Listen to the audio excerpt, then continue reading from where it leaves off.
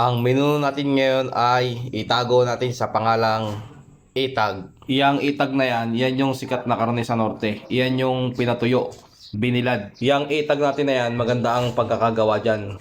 Wala siyang uod. Ang gagawin natin luto dito ay tinola. Ayan yung ating mga gagamitin. Siyempre, tinola, dapat may tanlad para mabango na. Tanggal pa ang langsa. Yan lang yung gagamitin natin. Hindi na tayo maglalagay ng luya. At syempre, sibuyas at saka bawang dahil sinasangkot siya yan.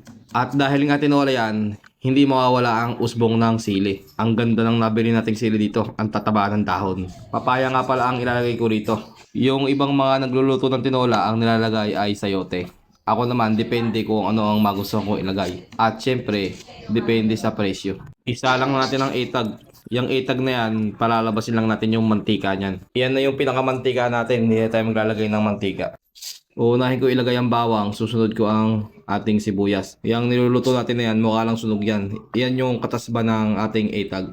Sadyang nagiging ganyan ang itsura yan kapag pinapalabas yung kanyang mantika. Ayan, sinalang ko na. Bali, naubusan pala tayo dito ng gasol kaya inilipat natin sa induction cooker. Buti na lang talaga to the rescue ang ating induction. Diretso ang luto, diretso ang ligaya. Kaya kapag kaganyang medyo kumukulo na, pwede nang ilagay yung ating tanglad. Siyempre, yung itag na yan, matigas yan. Palalambutin pa natin yan. Lagyan natin to ng konting asin lang at saka paminta. At kaunting betchin. Kaunti lang yung nilagay natin na asin kasi yung itag na yan para siyang dried fish. Ano siya, nung pinatiyo siya ay nilagyan siya ng maraming asin. Ayan, maganda-ganda na yung kulo kaya ilalagay natin yung ating papaya.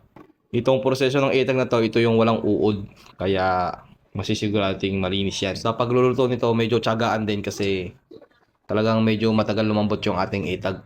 Itong itag na to, talaga namang masasabi kong masarap. Bata pa lang ako, madalas na namin kinakain to. Ayan, at luto na ang ating tinolang itag. Malasa ang sabaw niyan.